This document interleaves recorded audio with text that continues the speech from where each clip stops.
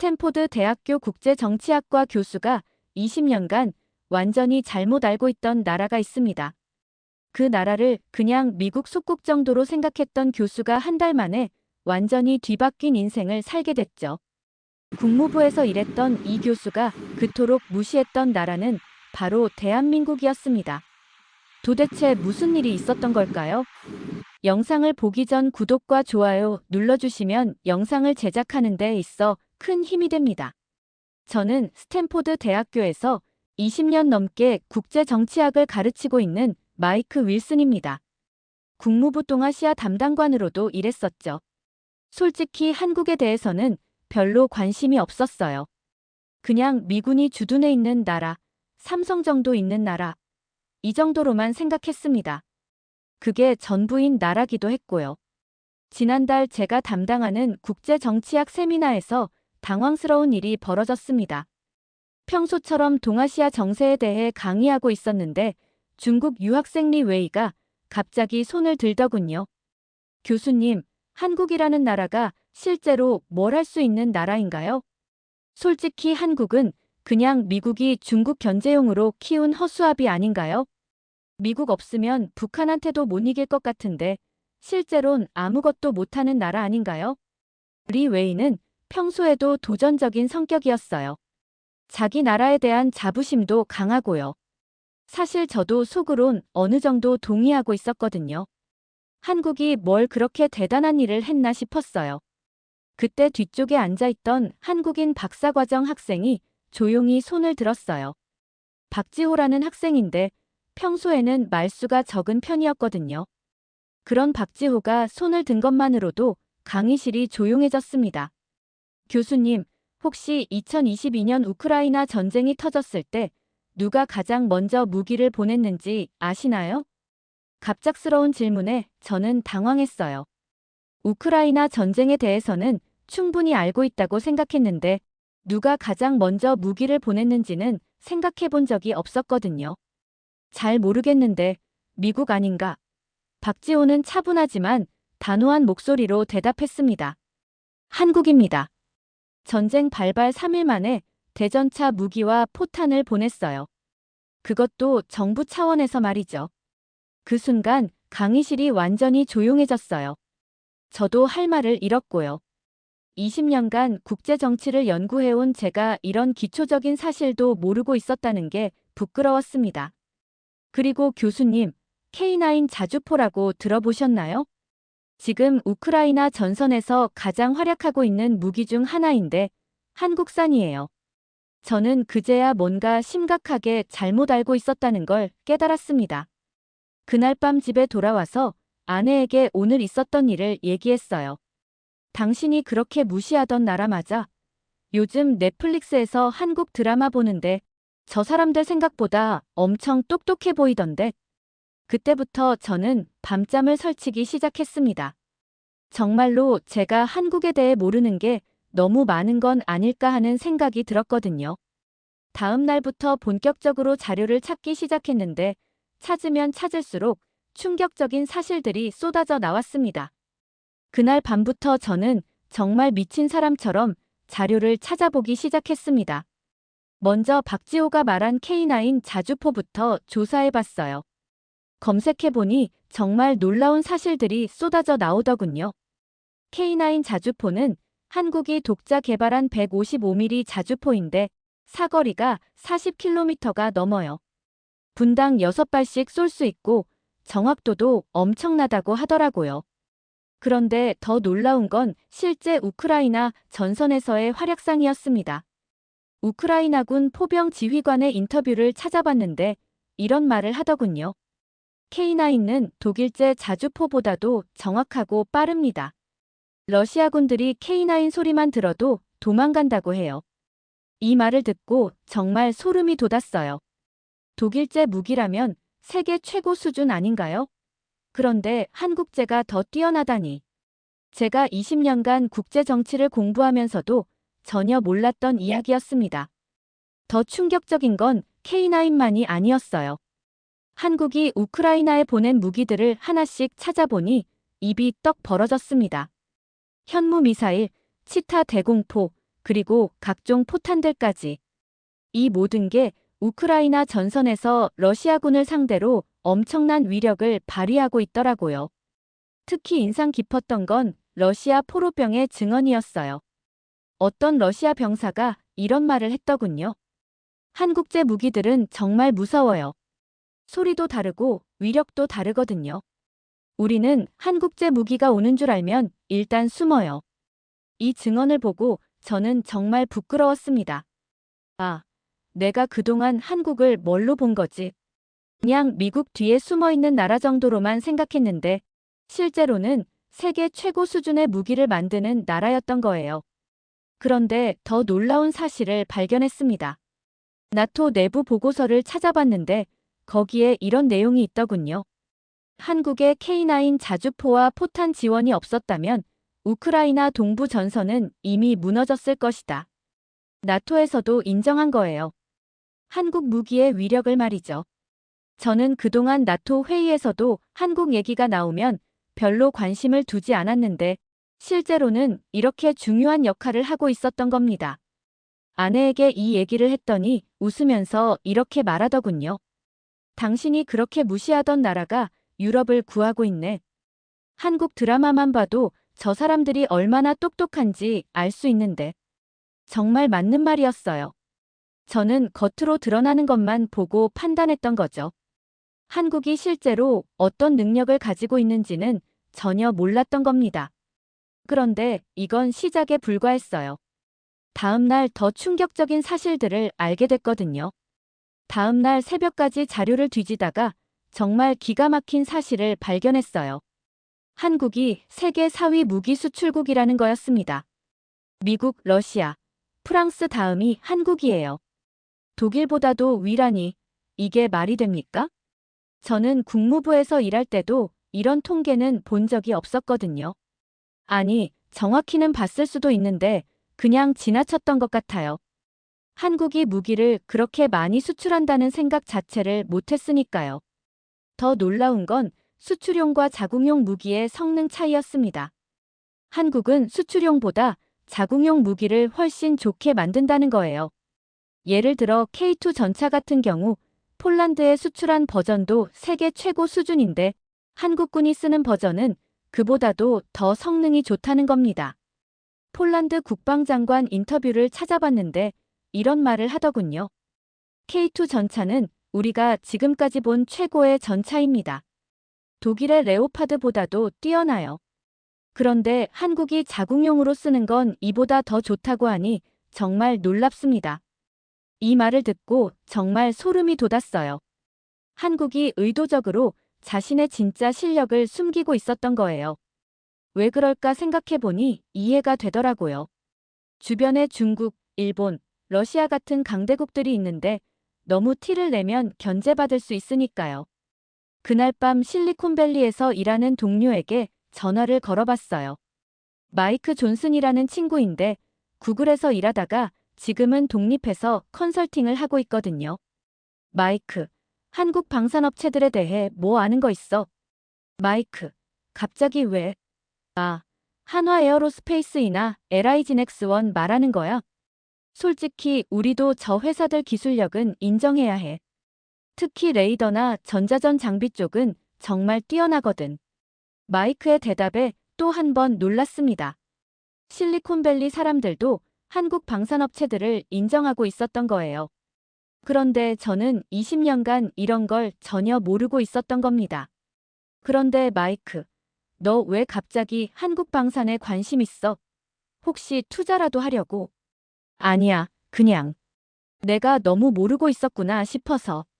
전화를 끊고 나서 정말 부끄러웠어요. 제가 전문가라고 자부했던 분야에서 이렇게 무지했다니. 더 충격적인 건 한국의 국방비 대비 효율성이었습니다. 자료를 보니 한국의 국방비는 세계 10위 정도인데 실제 전력은 세계 5위 안에 든다는 거예요. 이게 바로 전략적 효율성이라는 걸 그때 깨달았습니다. 돈을 많이 쓰는 게 아니라 똑똑하게 쓰는 거죠. 아내가 커피를 가져다 주면서 물어보더군요. 당신 요즘 한국 얘기만 하네. 그렇게 대단한 나라야? 한국은 정말 대단한 나라였어. 그런데 이것도 빙산의 일각에 불과했습니다. 다음에 알게 된 한국의 진짜 모습은 더욱 충격적이었거든요. 그 주말에 저는 정말 깊이 파고들기 시작했어요. 한국의 진짜 실력이 뭔지 알고 싶었거든요. 그러다가 발견한 게 한국의 군사 AI 기술이었습니다. 이건 정말 상상을 초월하더라고요. 한국이 개발한 킹스파이더라는 시스템이 있어요. 전장 상황을 실시간으로 분석해서 최적의 공격 방안을 제시하는 AI 시스템인데 이게 정말 무시무시한 거예요. 미국의 시스템과 비교해도 전혀 뒤지지 않는다고 하더라고요. 더 놀라운 건 이 기술의 기반이 삼성과 SK 같은 민간 기업들이라는 거였어요. 평소에는 스마트폰이나 반도체를 만들다가 필요하면 언제든지 군사용으로 전환할 수 있는 구조더라고요. 이게 바로 민군 융합 기술이라는 거였습니다. 스탠포드 컴퓨터 과학과 동료인 톰 패커드에게 물어봤어요. 톰은 원래 구글에서 일하다가 우리 학교로 온 친구거든요. 톰, 한국의 AI 기술 수준이 어느 정도야? 마이크, 솔직히 말하면 우리도 삼성 반도체 없으면 곤란해.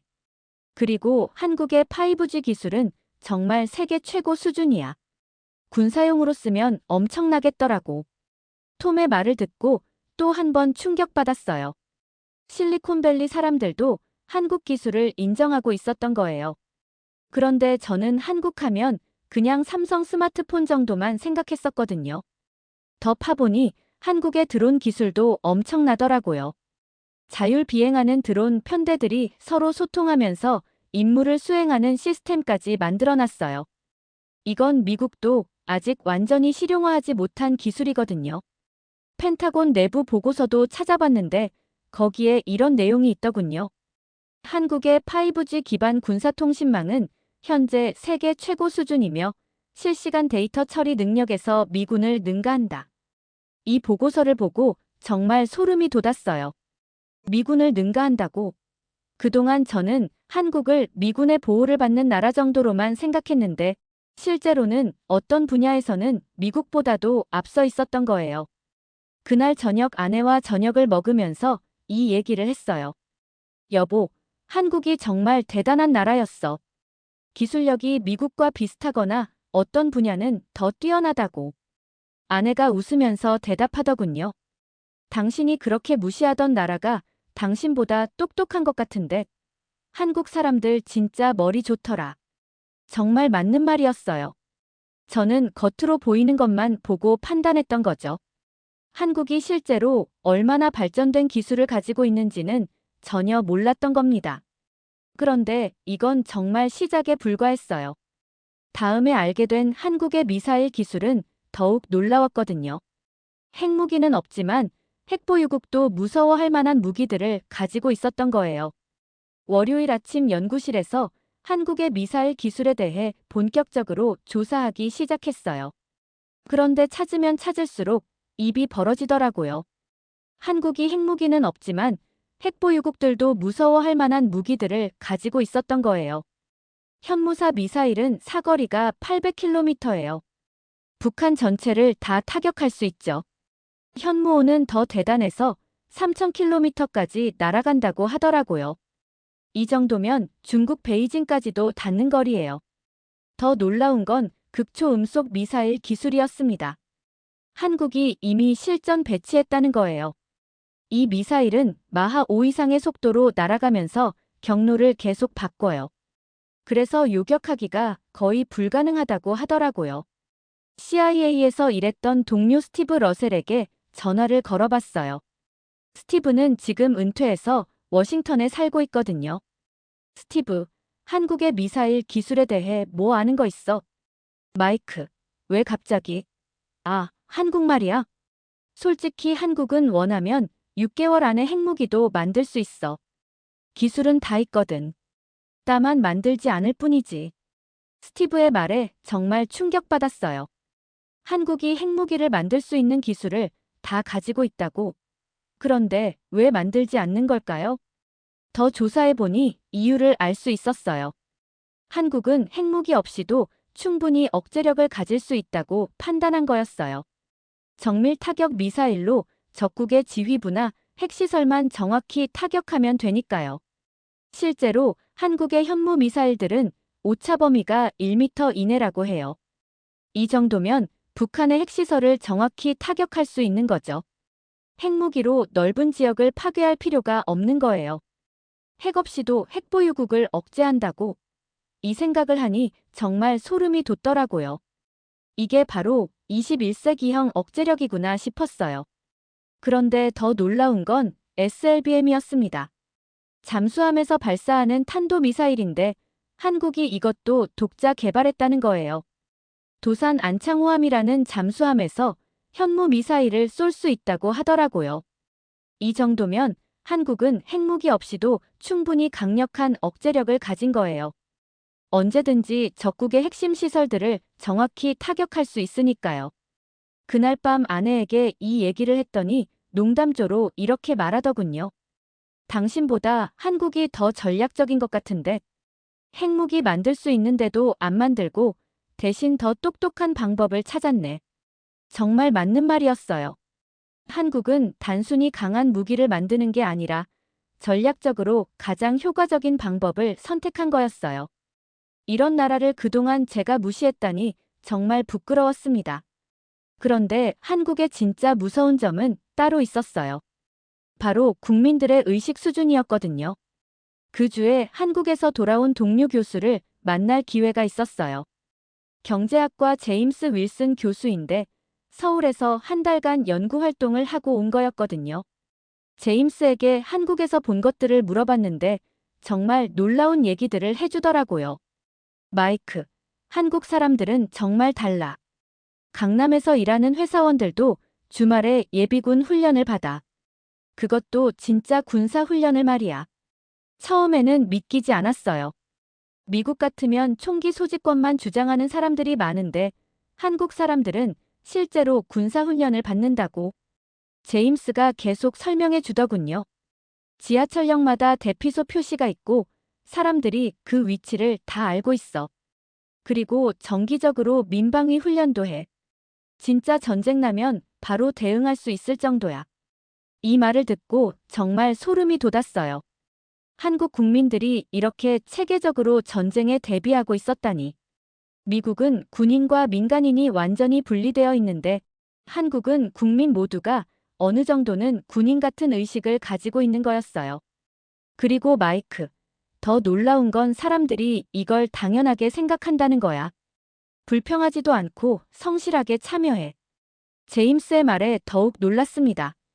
한국 사람들이 이런 훈련을 당연하게 받아들인다고. 이건 정말 특별한 국민의식이었어요. 그날 밤 한국에 있는 박지호에게 카카오톡으로 메시지를 보냈어요. 박지호는 방학 때 한국에 가 있었거든요.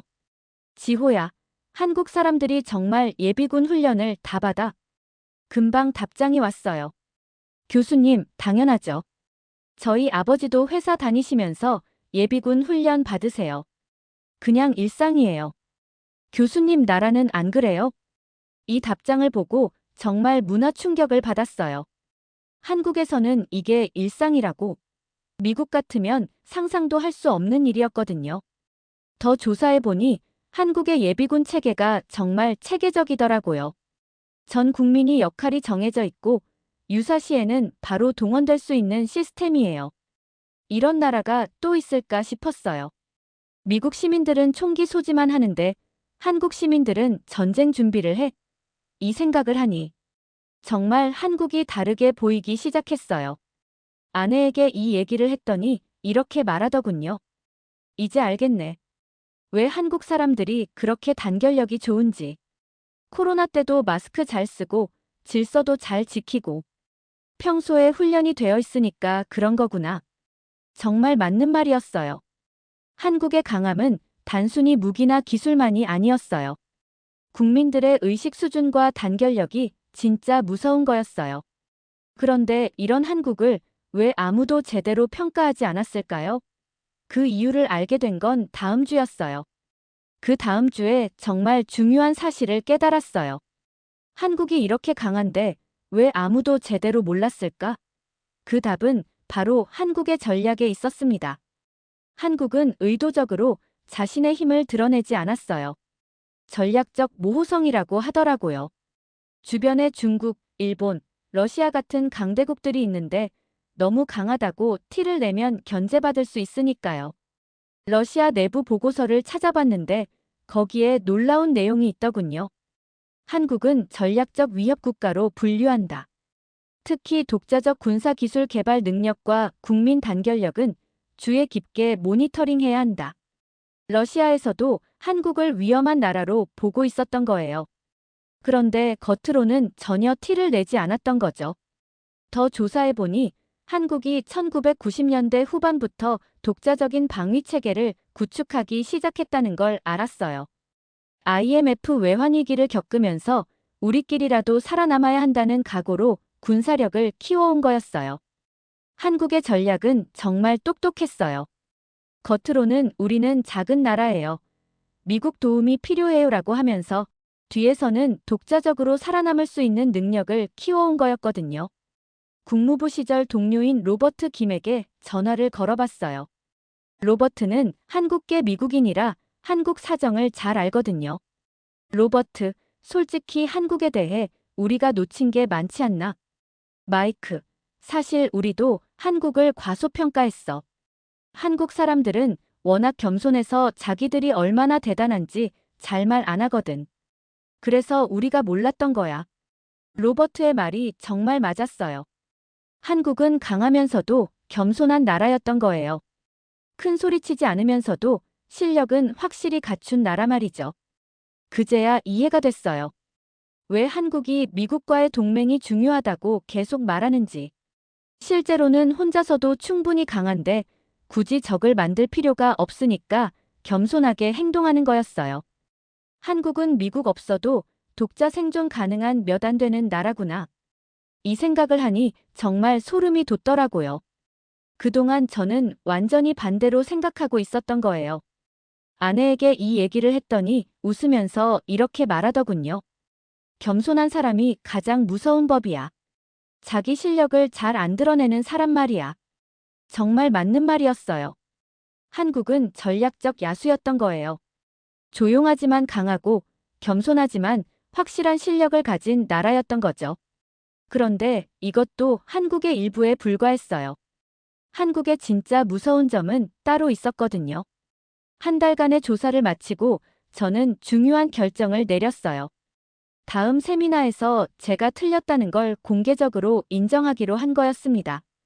학자로서 진실을 말해야 한다고 생각했거든요. 그날 세미나 시간에 학생들 앞에 섰어요. 리 웨이도 있고 박지호도 있었죠. 다른 학생들도 궁금해하는 표정이었어요. 여러분, 지난번 세미나에서 제가 한국에 대해 잘못 알고 있었다는 걸 깨달았습니다. 오늘은 제가 한 달간 조사한 한국의 진짜 모습을 말씀드리겠습니다. 학생들이 조용해졌어요. 저는 깊게 숨을 들이쉬고 시작했습니다.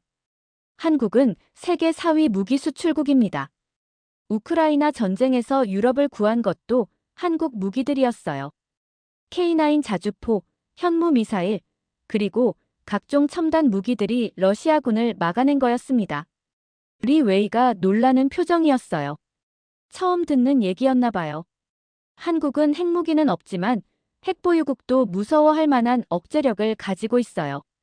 정밀 타격 미사일로 적국의 핵심 시설만 정확히 타격할 수 있거든요. 이게 바로 21세기형 억제력입니다. 학생들이 점점 더 집중하기 시작했어요. 그리고 가장 놀라운 건 한국 국민들의 의식이에요. 전 국민이 군사훈련을 받고 유사시에는 바로 동원될 수 있는 시스템을 갖추고 있어요. 이런 나라가 또 있을까요?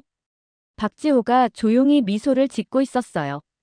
마지막에 저는 공개적으로 사과했습니다. 제가 20년간 한국을 완전히 잘못 봤습니다. 한국은 미국의 속국이 아니라 독자적으로 생존할 수 있는 강력한 나라였어요.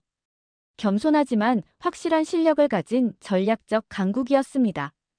그때 리웨이가 손을 들었어요. 교수님, 제가 너무 무식했네요.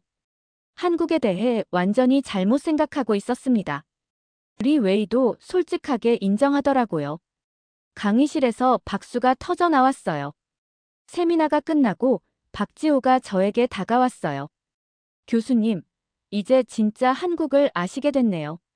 저희 나라 사람들은 원래 겸손해요. 자랑하지 않을 뿐이지 실력은 확실하거든요. 박지호의 말에 정말 감동받았어요. 한국 사람들의 겸손함과 실력을 동시에 보여주는 말이었거든요. 그날 밤 아내와 저녁을 먹으면서 이 얘기를 했어요. 여보, 오늘 정말 뿌듯했어. 진실을 말하는 게 학자의 역할이니까. 아내가 웃으면서 대답했어요. 당신이 틀렸다는 걸 인정한 거 자랑스러워. 그리고 한국 정말 멋진 나라네. 조용하지만 강한 나라. 그 후로 저는 한국을 완전히 다른 시각으로 보게 됐어요. 진짜 강한 나라는 큰 소리치지 않는다는 걸 깨달았거든요. 한국이 바로 그런 나라였어요. 겸손하지만 확실한 실력을 가진 세상에서 가장 단단한 나라 대한민국이었습니다. 한국에 대한 새로운 깨달음을 얻은 마이크의 이야기는 여기까지입니다. 오늘 사연은 어떠셨나요? 오늘의 사연이 마음에 드셨다면 좋아요 한번 부탁드립니다. 여러분의 좋아요와 구독은 영상을 만드는데 큰 힘이 됩니다. 긴 영상 시청해 주셔서 감사합니다. 오늘도 행복이 넘치는 하루 되세요.